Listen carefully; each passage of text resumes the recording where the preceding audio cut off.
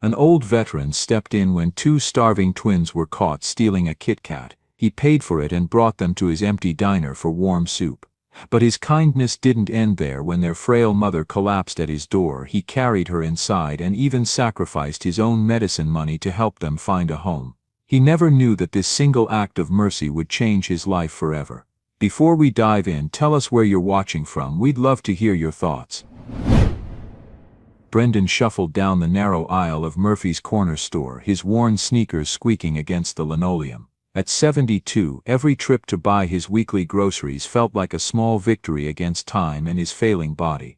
The prescription in his jacket pocket reminded him that his heart medication would have to wait another week. A soft rustling sound caught his attention from the candy aisle. Two small figures crouched near the bottom shelf, their identical blonde heads bent together in whispered conversation. Twin boys, maybe 7 years old, wearing jackets that had seen better seasons and shoes that were a size too big. One of them carefully peeled back the wrapper of a KitKat bar while the other kept watch, his small hands trembling as he glanced toward the front counter. Brendan felt his jaw tighten as he watched the boys break off a piece of chocolate and quickly share it between them. The hunger in their eyes was unmistakable, the kind of desperate hunger that made children do things they knew were wrong. Before he could decide whether to intervene, Murphy's voice exploded across the store like a gunshot. "Hey, what do you think you're doing over there?" Murphy rounded the counter with surprising speed for a man of his size, his face red with anger as he bore down on the two boys. The twins froze like deer caught in headlights, the half-eaten KitKat bar still clutched in one small fist. The boy holding the candy tried to hide it behind his back, but Murphy was already reaching for him. "Stealing candy, huh?" Murphy's large hand clamped down on the boy's thin wrist, jerking him to his feet. "You little thieves think you can just waltz in here and help yourselves."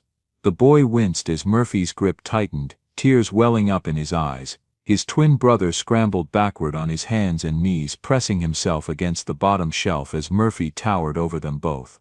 The store owner's voice grew louder, angrier. "I'm calling the cops right now. Let them deal with you two brats." Something inside Brendan snapped. Maybe it was the sight of the boy's terrified face, or the way the other twin was shaking like a leaf in a storm, or maybe it was just that Murphy's voice reminded him too much of drill sergeants from a war he'd spent 50 years trying to forget. His feet moved before his brain caught up, carrying him across the store in 4 quick strides. "Let them go." The words came out sharp and hard, with the kind of authority that had once commanded respect in foxholes and firefights. Murphy looked up, startled by the interruption, his grip loosening just enough for the boy to pull his wrist away. "Mind your own business, Brendan. These kids were stealing. I said let them go." Brendan stepped closer, his gray eyes fixed on Murphy's face with an intensity that made the younger man take a step back. "I'll pay for the candy." Murphy's expression shifted from anger to suspicion as he looked between Brendan and the two boys, who were now clinging to each other near the candy rack. "You're gonna pay for them. What are you, their grandfather or something?" Brendan reached into his wallet and pulled out a $5 bill, slapping it down on the nearest shelf with more force than necessary. His hands were shaking slightly, though whether from anger or the tremor that had been getting worse lately he couldn't tell. "There's your money. Now back off." The twins watched this exchange with wide eyes, still pressed against each other like two halves of the same frightened whole. The boy who had been caught still held the KitKat wrapper, now crumpled and sticky in his sweaty palm. Murphy looked at the money, then at Brendan's stern face, then back at the money again. "Fine," Murphy muttered, scooping up the $5. "But I don't want to see these kids in here again without their parents. You hear me?" Brendan didn't respond to Murphy. Instead he turned his attention to the boys, his expression softening just a fraction as he took in their thin faces and frightened expressions. The anger was still there, simmering just beneath the surface, but it wasn't directed at them anymore. "Come on," he said quietly, gesturing toward the door. "Both of you, outside." The twins hesitated for a moment, unsure whether this gruff stranger was their savior or just another adult who would lecture them about right and wrong. But something in Brendan's weathered face must have convinced them he meant no harm, because they slowly got to their feet and followed him toward the exit. The bell chimed again as they stepped out into the cool autumn air, and Brendan could feel Murphy's eyes boring into his back through the store window. Once they were on the sidewalk, away from the harsh fluorescent lights and Murphy's suspicious glare. Brendan stopped and turned to face the boys. "You know stealing can land you in jail, don't you?" The words came out harsher than he intended, and he saw both boys flinch. The one who had been holding the candy looked down at his shoes, which Brendan now noticed had holes near the toes. "We weren't trying to steal," the other boy said quietly, his voice barely above a whisper. "We were just really hungry." Brendan felt something twist in his chest as he looked at their pale faces and the way their clothes hung loose on their small frames. These weren't bad kids making bad choices for the thrill of it. These were desperate children who had run out of other options. He cleared his throat, trying to push down the unexpected surge of emotion that threatened to crack his carefully maintained exterior. "Well, being hungry doesn't make it right," he said, but his voice was gentler now. "But I suppose everyone gets hungry sometimes." The boys nodded solemnly, still clinging to each other as if afraid they might be separated at any moment. Brendan found himself studying their faces, looking for signs of neglect or abuse, but saw only the hollow-cheeked look of children who simply didn't get enough to eat. A dry cough escaped his throat, the kind that had been plaguing him more frequently over the past few months. He covered his mouth with the back of his hand and felt the familiar wheeze in his chest as he tried to catch his breath. The boys watched him with concern, and he waved them off with his free hand. "I'm fine," he said, though they hadn't asked. "Look, you two can't go around taking things that aren't yours, understand? But if you're hungry—" He paused, unsure why he was about to make this offer, but the words came out anyway. "I've got a diner a few blocks down, nothing fancy, but the food's decent and it's warm inside." The twins exchanged a look that seemed to communicate volumes in the space of a few seconds. Then the boy who had spoken before looked up at Brendan with something that might have been hope. "You'd really give us food?" Brendan nodded, already wondering what had possessed him to get involved in the first place. His diner was barely staying afloat as it was, and he certainly couldn't afford to start giving away free meals to every hungry kid who wandered into his path. But looking at these two, with their matching faces and their shared desperation, he found he couldn't bring himself to walk away. "Come on then," he said gruffly, turning toward the direction of his restaurant. "Let's get you something to eat before you pass out on the sidewalk." As they walked, Brendan could hear the soft shuffle of their oversized shoes on the pavement behind him, and he found himself walking slower than usual to accommodate their shorter legs. His chest was still tight, and his hands still trembled slightly as they hung at his sides, but for the first time in months, the emptiness in his stomach wasn't just from skipping meals to save money. It was something else entirely, something he hadn't felt since the last of his old army buddies had passed away 3 years ago. It was the weight of responsibility for someone other than himself, and despite everything he'd learned about the cost of caring too much, he found he didn't entirely mind the feeling. Brendan's diner sat on the corner of Oak and 3rd Street, its faded red awning and hand-painted sign showing their age like everything else in this forgotten part of town. The boys had eaten their grilled cheese sandwiches and tomato soup in silence, their eyes darting between Brendan and the door as if they expected someone to burst in and drag them away at any moment. Now they sat in the corner booth, the one with the torn vinyl seat that Brendan kept meaning to fix, sharing a piece of apple pie he'd pulled from the display case. The bell above the door chimed, and Brendan looked up from wiping down the counter to see a woman standing in the doorway. She was thin in a way that spoke of too many missed meals, her brown hair pulled back in a ponytail that had seen better days. The coat she wore was clean but patched in 2 places, and her shoes had been rezzled more than once. Her eyes swept the nearly empty diner until they landed on the 2 boys in the corner, and the relief that washed over her face was so profound that Brendan felt his chest tighten. "Tommy, Billy," she rushed toward them, her voice cracking with emotion as she dropped to her knees beside their booth. "I've been looking everywhere for you. When you didn't come home from school, I thought." She pulled both boys into her arms, holding them so tightly that Brendan could see her hands shaking. The boy named Tommy, the one who had been caught with the KitKat, looked up at his mother with eyes full of guilt. "We're sorry, Mama, we were just so hungry, and there wasn't anything left at home, and we thought maybe if we just took a little bit." "Shh, baby, it's okay." The woman's voice was soft but strained as she smoothed his hair away from his forehead. She looked over at Brendan, who was still standing behind the counter with his dish towel in hand, and her face flushed with embarrassment. "Sir, I'm so sorry about what my boys did. They know better than to take things that don't belong to them." I'll pay you back for whatever they ate, I promise. Brendan could see the pride warring with desperation in her expression, the way she held her chin up even as her hands trembled. They didn't take anything from me, he said quietly. I offered them food, and they accepted it. Nothing wrong with that. The woman's eyes filled with tears that she quickly blinked away. That's very kind of you, but I can't accept charity. I work 2 jobs. Things have been tight lately. She stood up slowly, one hand on the table to steady herself. Come on, boys, we need to get home. Tommy and Billy slid out of the booth reluctantly, their small hands still sticky from the pie. But as their mother took a step toward the door, her legs seemed to give out beneath her. She swayed sideways, her face going pale as paper, and would have hit the floor if Brendan hadn't moved quickly to catch her elbow. Whoa there. His voice was gentler than it had been all day as he helped her lean against the nearest table. When's the last time you ate something? I'm fine, she whispered, but her breathing was shallow and her skin felt clammy under his touch. Just tired. I work the night shift at the hospital, and then I have to be at the grocery store by 6 in the morning. I just need to sit down for a minute. The boys pressed close to their mother, their faces pinched with worry. Tommy reached up to touch her cheek, his voice small and frightened. Mama, you look really sick. Brendan felt something familiar stir in his chest, the same protective instinct that had gotten him in trouble more times than he could count over the years. He looked at this woman who was clearly running on empty, at these 2 kids who were watching their mother struggle, and made a decision that his practical side knew he'd probably regret.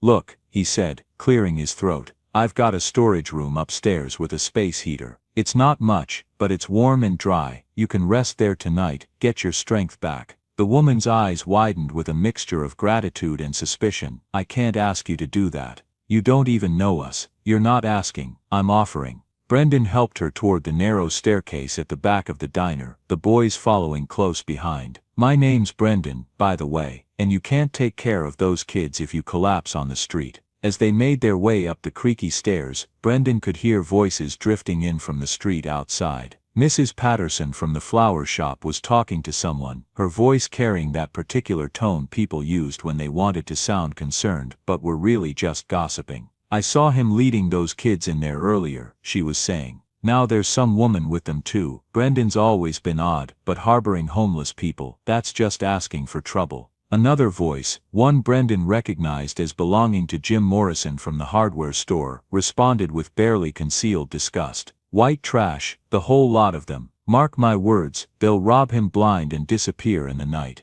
The woman in his arms stiffened, and Brendan felt her try to pull away from his support. She turned toward the window, her face flushed with anger and humiliation, and when she spoke her voice carried across the small storage room with surprising strength. Don't you dare call my children that. The words came out quiet but fierce, and she positioned herself between the boys and the window, as if she could shield them from the cruel words with her own body. They are good boys, and they deserve better than your judgment. Brendan watched this display of maternal protection with something approaching awe. Here was a woman who could barely stand on her own 2 feet, who hadn't eaten in who knows how long, but she still had enough fight left in her to defend her children's dignity. It reminded him of something he'd tried hard to forget, a memory of another person who had fought against impossible odds until there was nothing left to fight with. His hands began to shake more noticeably as he thought about Jimmy Rodriguez, his old squad mate who had died in a VA hospital because the insurance wouldn't cover his medication.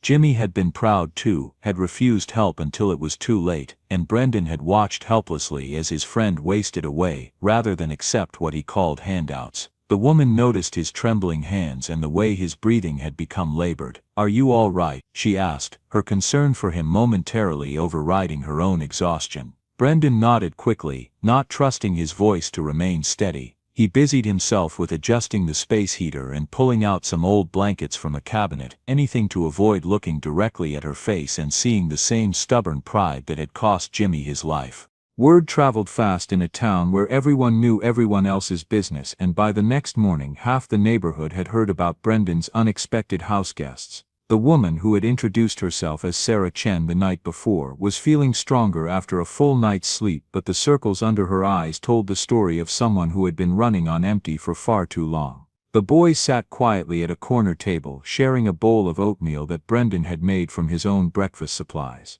The morning rush, what little there was of it, brought the usual handful of customers who stopped by for coffee and eggs before heading to work. But Frank Kowalski, who had been coming to the diner every Tuesday and Thursday for the past 8 years, took one look at Sarah and the boys and turned right back around. He paused at the door long enough to catch Brendan's eye and shake his head slowly. "You're not the man I thought you were, Brendan," Frank said, his voice carrying that particular disappointment that came from feeling personally betrayed. "Used to be a place where decent folks could eat in peace." The bell above the door chimed as Frank left, and the sound seemed to echo in the sudden silence that followed. Sarah's face flushed red and she started to gather the boys closer to her, clearly preparing to leave. But Brendan waved her back down, his jaw set in a hard line as he watched Frank's retreating figure through the window. "Don't mind him," Brendan muttered, but he could feel the familiar tightness building in his chest again. Frank's weekly breakfast order was $12, and over the course of a year that added up to money Brendan couldn't afford to lose. The health inspector arrived just after 10 o'clock, her clipboard in hand and her expression professionally neutral as she surveyed the diner. Melissa Rodriguez had been conducting inspections in this district for 15 years and she'd always been fair but thorough. Today, however, her usual friendly greeting was replaced by a more cautious approach. "Morning, Brendan. I hear you've got some new arrangements here." She glanced toward the back of the diner where Sarah was helping Tommy with his shoelaces. "I need to remind you that residential use of commercial space requires different permits and safety standards."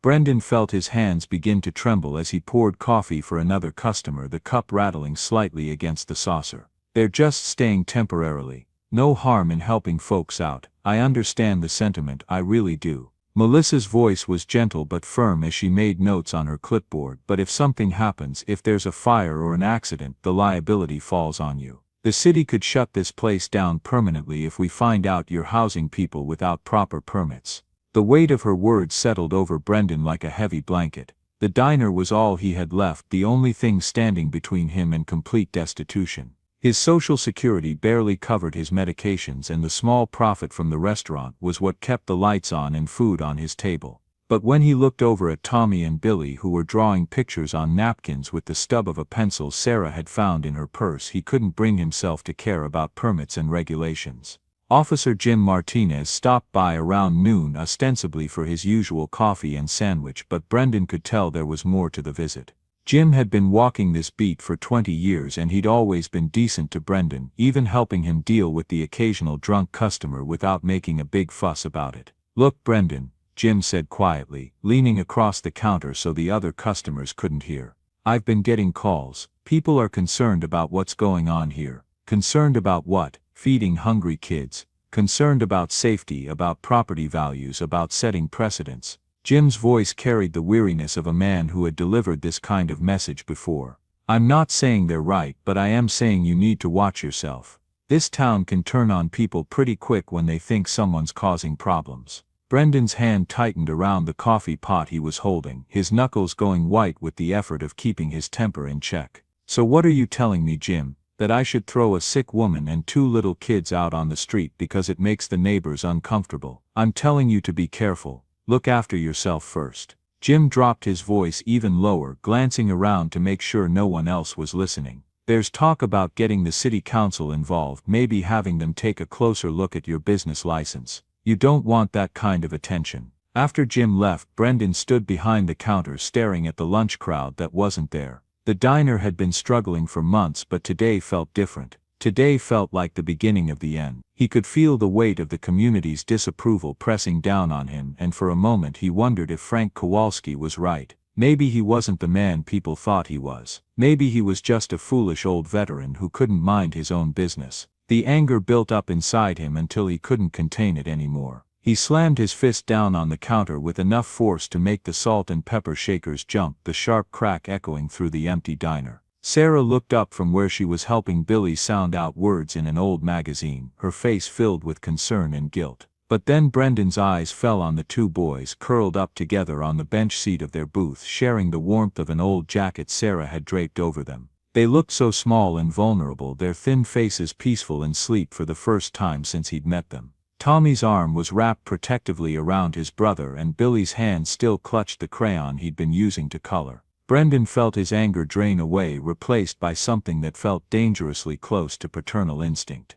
These weren't abstract problems or policy decisions. These were real children who needed help, and tomorrow morning, if he sent them away, they would still be homeless and hungry, but they'd be somebody else's problem. If I kick them out tomorrow, he said quietly to himself, his voice barely audible over the hum of the old refrigerator, where exactly are they supposed to go? The question hung in the air like a challenge, and Brendan knew that whatever answer came, it wouldn't be one that let him sleep peacefully at night. He looked around his empty diner, at the cracked vinyl booths and the faded photographs of better times, and realized that losing customers and facing inspections might be a small price to pay for being able to look at himself in the mirror each morning. That evening, after locking up, Sarah sat at the counter with cold coffee, her shoulders shaking as tears finally came. "I lost my job at the hospital yesterday," she whispered. "Budget cuts. And when I couldn't make rent at the motel, they gave us 1 day to get out." Brendan gripped the counter edge until his knuckles went white.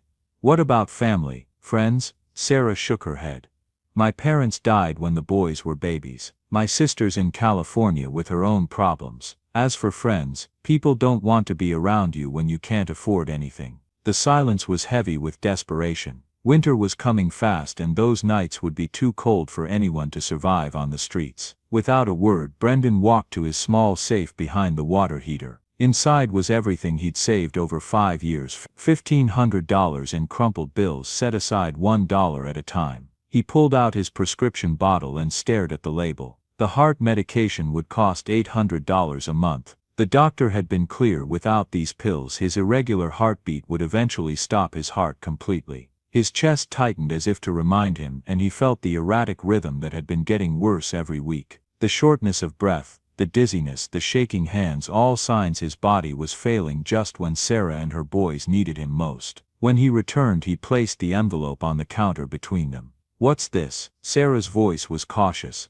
"Enough for a deposit on an apartment. First month's rent too. There's a place on Maple Street above the laundromat." Sarah stared at the envelope. "Brendan, I can't take your money. This is probably everything you have. It is everything I have. And I'm giving it to you because those boys deserve a chance to grow up somewhere safe. But what about your medication, your doctor bills?" Brendan set the prescription bottle next to the envelope. "I've lived 72 years without anyone depending on me. Made it through a war, made it through losing everyone I cared about. I think I can manage a little longer." The lie came easily, but the truth was written in his shaking hands and labored breathing. Without those pills he probably had months, not years.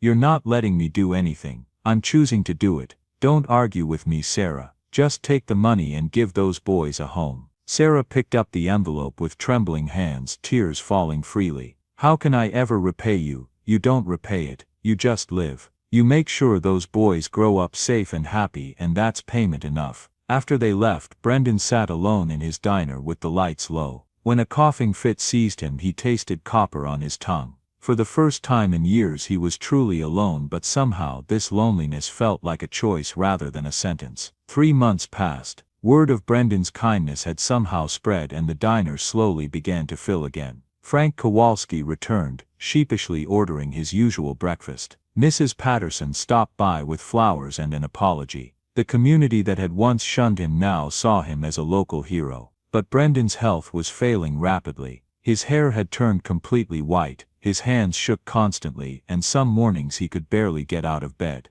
The prescription bottle sat empty on his nightstand, a daily reminder of his choice. On a gray Tuesday morning, identical to the one when he'd first met the boys, Brendan was moving slower than ever. His chest felt tight, and his heart skipped beats like a broken record. He'd spent the night awake, struggling to breathe. The coffee pot seemed impossibly heavy as he tried to start his morning routine. He set it down twice, gasping for breath, when his heart suddenly stuttered and stopped. Brendan collapsed behind the counter, alone in his empty diner. He woke up 3 days later in a hospital bed, tubes and monitors surrounding him. A nurse explained he'd had a massive heart attack. Murphy from the corner store had found him and called 911. "You're lucky to be alive," the doctor said, "but your heart is severely damaged. You'll need constant care and medication. We should have started months ago." Brendan stared at the ceiling, feeling the weight of his choices. He had no family, no insurance, no way to pay for the care he needed.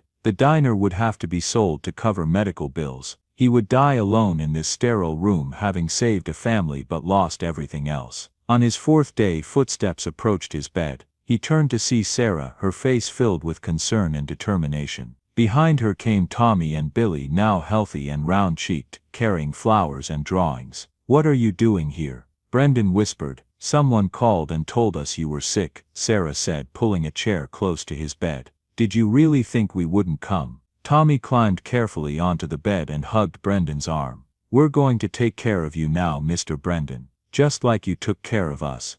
"You can't, I don't have insurance, I can't pay for treatment." Sarah smiled through her tears. "I have insurance now, remember? Good insurance from my job at the medical center. And I've been saving money too, putting aside what I can every month. It's not much, but it's a start toward paying you back. But your apartment, your life, our apartment has a spare room. We've been hoping you might need it someday." She squeezed his hand. "You gave us a family when we had nothing. Now we want to give you one too." Billy pulled out a slightly crumpled KitKat bar from his pocket and placed it on the bedside table. "We bought this for you, Mr. Brendan, for when you get better and come home with us." Over the following weeks, as Brendan slowly recovered, the community that had once judged him rallied around him. Pastor Williams organized meals. Mrs. Patterson brought flowers daily.